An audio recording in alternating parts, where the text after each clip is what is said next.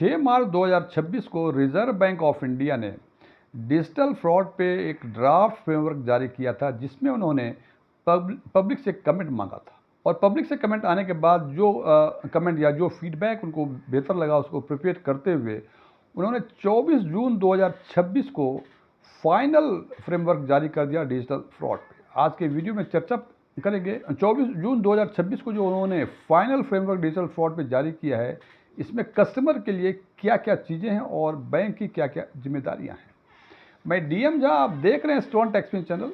यदि इस वीडियो से आपको कोई नई जानकारी मिले या ये वीडियो आपको बेहतर लगे, अच्छा लगे, तो इसको लाइक करें, अपने फ्रेंड्स के साथ शेयर करें, कमेंट बॉक्स में यस लिखें। और यदि आपको लगे कि इसमें ऐसी कोई जानकारी नहीं है जो पहले से आपको नहीं पता थी, या यह वीडियो ही आपको अच्छा न लगा हो, तो कमेंट बॉक्स में नो लिखें।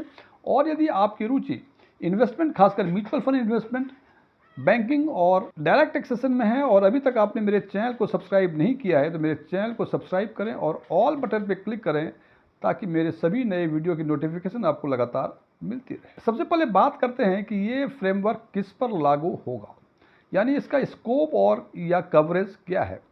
तो ये उन सारे डिजिटल ट्रांजैक्शंस पे लागू होंगे जो अनऑथराइज या फ्रॉडलेंट डिजिटल ट्रांजैक्शंस होंगे। अब सवाल है कि डिजिटल ट्रांजैक्शंस का मतलब, डिजिटल ट्रांजैक्शन का मतलब सामान्य शब्दों में कह सकते हैं कि यूपीआई के जो पेमेंट होंगे, एटीएम के जो ट्रांजैक्शंस होंगे, डेबिट कार्ड पे जो ट्रांजैक्शंस होंगे, इंटरनेट बैंकिंग के थ्रू जो ट्रांजैक्शंस होंगे, मोबाइल बैंकिंग के थ्रू ट्रांजैक्शंस होंगे, या इस तरह के और इलेक्ट्रॉनिक प्लेटफॉर्म के थ्रू जो डिजिटल फ्रॉड के ट्रांजैक्शंस होंगे, उन सारे ट्रांजैक्शंस पे ये नए फ्रेमवर्क लागू होंगे। अब सवाल है कि ये फ्रेमवर्क कौन कौन सी एंटिटीज लागू करेंगे, यानी किस किस बैंकों पर ये नया फ्रेमवर्क लागू होगा। ये वो सारे बैंक जो गवर्न होते हैं रिजर्व बैंक ऑफ इंडिया से, उन सारे बैंकों पर ये नया फ्रेमवर्क लागू होगा। दूसरा सवाल है, जैसे मैंने कहा कि सभी अनऑथराइज या डिजिटल फ्रॉडलेंट ट्रांजैक्शंस पे ये लागू होंगे। तो आपके मन में एक सवाल हो सकता है कि ये फ्रॉडलेंट ट्रांजैक्शंस आखिर है क्या। तो सामान्य शब्दों में कह सकते हैं कि वो सारे ट्रांजैक्शंस जो कि कस्टमर द्वारा ऑथराइज नहीं किए गए हैं, वो सारे फ्रॉडलेंट ट्रांजैक्शंस कहे जाएंगे। तीसरा और सबसे अधिक इम्पॉर्टेंट कि इसमें पार्टिसिपेट करने के लिए, यानी इसका लाभ किन किन लोगों को मिलेगा। सबसे पहला बात, ये उन्हीं ट्रांजैक्शंस पे लागू होगा जो कि 1 जनवरी 2027 या उसके बाद के डिजिटल ट्रांजैक्शंस हुए हैं। इसके साफ शब्द में कहूँ कि 31/12/2026 तक यदि ऐसे कोई डिजिटल ट्रांजैक्शंस होते हैं, उस पर ये फ्रेमवर्क लागू नहीं होगा। उस पर जो 2017 का फ्रेमवर्क है वो लागू होगा, जिसकी चर्चा छोटे शब्दों में आगे करेंगे इस वीडियो में। दूसरा है कि ये केवल इंडिविजुअल और सोल प्रोप्राइटरशिप अकाउंट पर ही एप्लीकेबल होगा। इसका मतलब कि यदि आपका कोई कंपनी अकाउंट है, पार्टनरशिप अकाउंट है, लिमिटेड लायबिलिटी पार्टनरशिप अकाउंट है, या कोई और इस तरह के अकाउंट हैं जो इंडिविजुअल और सोल प्रोप्राइटरशिप की कैटेगरी में नहीं आते हैं, उस खाते में यदि कोई डिजिटल फ्रॉड होता है तो वो फ्रॉड इस फ्रेमवर्क के दायरे में नहीं आएंगे। एक सबसे बड़ा इंपॉर्टेंट कंडीशन, यदि आपके खाते में डिजिटल फ्रॉड हो गए तो ये फ्रेमवर्क तभी लागू होगा, यानी कंपनसेशन आपको तभी मिलेगा, जो भी एप्लीकेबल है। आगे चर्चा करेंगे इस बात की।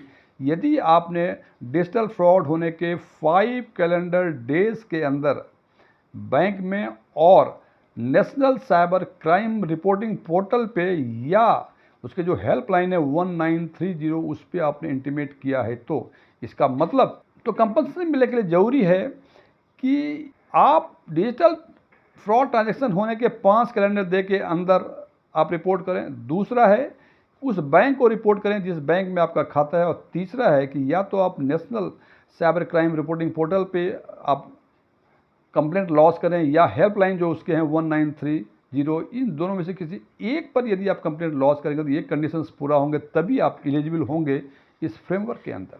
अब अगला एक सवाल होगा, जो सबसे बड़ा सवाल है कि आखिर ये सब हमने कर लिया तो कंपनसेशन की क्या व्यवस्थाएं हैं। नए फ्रेमवर्क में कहा गया है कि यदि डिजिटल फ्रॉड का ट्रांजैक्शंस 50,000 रुपये तक है, तभी ये नया फ्रेमवर्क लागू होगा, और यदि ट्रांजैक्शंस 50,000 से ऊपर है तो ये लागू नहीं होगा। अब सवाल ये है कि यदि आपका डिजिटल फ्रॉड ट्रांजैक्शन 50,000 रुपये तक है तो उसकी व्यवस्था क्या है। तो उस केस में इस फ्रेमवर्क के व्यवस्था के हिसाब से बताया गया है कि नेट लॉस का 85,000 या 25,000 रुपये जो भी कम हो, उस एक्सटेंट तक आपको कंपनसेशन मिलेगा। अब सवाल ये है कि यदि आपका मान लीजिए 50,000 रुपये ही आपका नेट लॉस हुआ है तो उसका 85% होता है 42,500 रुपये, लेकिन जो लिमिट है कंपनसेशन की वो 25,000 रुपये ही है। इसका मतलब आपको इस केस में 25,000 रुपये ही आपको कंपनसेशन मिलेंगे। 85% जो कंपनसेशन मिलेगा उसमें से 65% रिजर्व बैंक ऑफ इंडिया देता है, 10% कस्टमर का बैंक देता है और 10% वो बैंक देता है जहां की फ्रॉडुलेंट ट्रांजैक्शंस का पैसा गया, यानी बेनिफिशियरी बैंक। इसको यदि सीधे साफ शब्दों में एक्सप्लेन करने की कोशिश करूं तो मैं ये कह सकता हूं कि यदि net loss digital fraud transaction के थ्रू 29,412 रुपये तक हुआ है तो इसका 85% मिलेगा, जो कि 25,000 रुपये होते हैं। बिकॉज इससे अधिक होगा तो 25,000 ही लिमिट है, तो 29,412 या उससे अधिक के नेट लॉस में आपको 25,000 रुपये का कंपनसेशन मिलेगा। और उस 25,000 रुपये में से 19,118 रुपये रिजर्व बैंक ऑफ इंडिया देगी, 2,941 रुपये कस्टमर का बैंक देगा और 2,941 रुपये बेनिफिशियरी का बैंक देगा, यानी जिस बैंक के खाते में फ्रॉड के पैसे गए हुए हैं।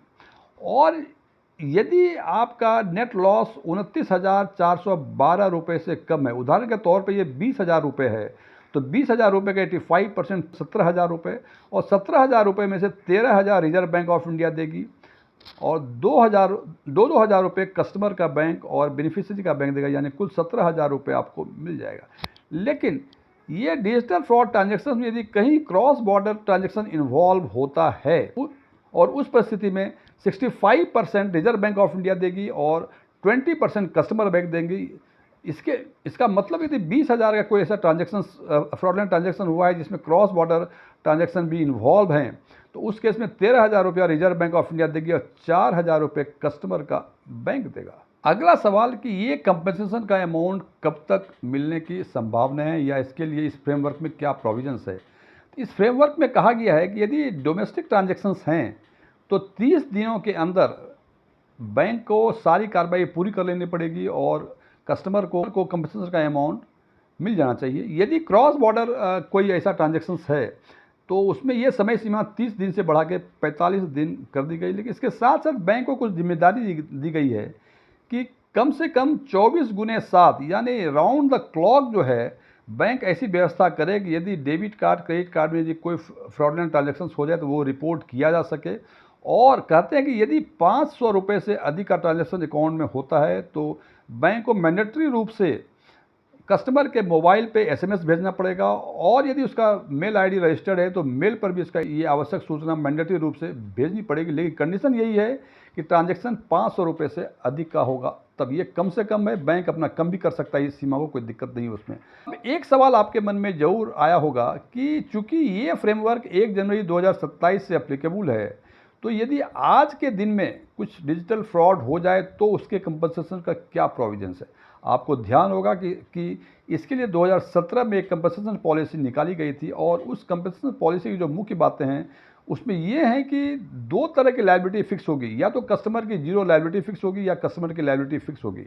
अब आपके मन में सवाल होगा कि जीरो लायबिलिटी का मतलब कि यदि कस्टमर के अकाउंट में फ्रॉड हो जाता है और उसमें कस्टमर की कोई गलती नहीं है, वो गलती बैंक के पार्ट में है, तो कस्टमर की लायबिलिटी जीरो मानी जाएगी।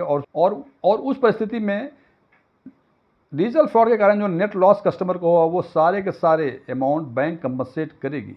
इसका मतलब जीरो लायबिलिटी की एप्लीकेबिलिटी तभी होगी जब बैंक के पार्ट में कोई नेग्लिजेंस हो या डेफिशिएंसी ऑफ सर्विसेज हो या कोई थर्ड पार्टी ब्रीच हो। तो इन दोनों ही परिस्थितियों में कस्टमर की जीरो लायबिलिटी मानी जाएगी और पूरे के पूरे पैसे कस्टमर को मिल जाने चाहिए बैंक की तरफ से।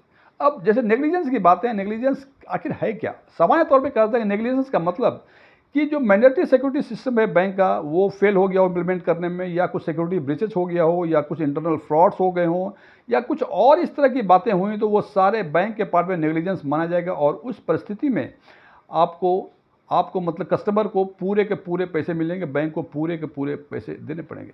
नए फ्रेमवर्क में एक और चीज़ उन्होंने एडिशनल दिया है जिसको टर्म दिया गया है शैडो रिवर्सल। आपने देखा होगा कि अभी जो भी चर्चा की हमने, क्रेडिट कार्ड के लॉस के बारे में कहीं बातें नहीं हुई। हमने बातें की यूपीआई पेमेंट की, एटीएम के पेमेंट की, हमने बातें की इंटरनेट बैंकिंग की, मोबाइल बैंकिंग की, डेबिट कार्ड की, लेकिन क्रेडिट कार्ड से भी ट्रांजैक्शंस होता है जिसकी चर्चा इसमें हमने कभी नहीं किया है। बिकॉज क्रेडिट कार्ड तो क्रेडिट है, ये लोन है, तो उसके लिए इन्होंने एक व्यवस्था दी है जिसको कहते हैं शैडो रिवर्सल। शैडो रिवर्सल का मतलब यदि क्रेडिट कार्ड में कोई फ्रॉड ट्रांजैक्शंस होता है और कस्टमर रिपोर्ट करता है, इमीडिएटली बैंक जो है जो डिस्प्यूटेड अमाउंट है उस क्रेडिट कार्ड के अकाउंट में क्रेडिट कर देगा, सो दैट कि कल यदि मालूम हो कि इसमें बैंक का नेग्लिजेंस था, कस्टमर की लायबिलिटी नहीं थी इसमें, और यदि बैंक को पैसे वापस करने पड़ेंगे तो कस्टमर को उस पीरियड का लॉस नहीं हो। फ्रेंड्स, ये वीडियो आपको कैसा लगा इस पर कमेंट जरूर करें, सो दैट मैं ये समझ सकूं जो मैं समझाना चाह रहा था अपने व्यूअर्स को वो मैं समझाने में कामयाब हुआ या नहीं हुआ। Thank you.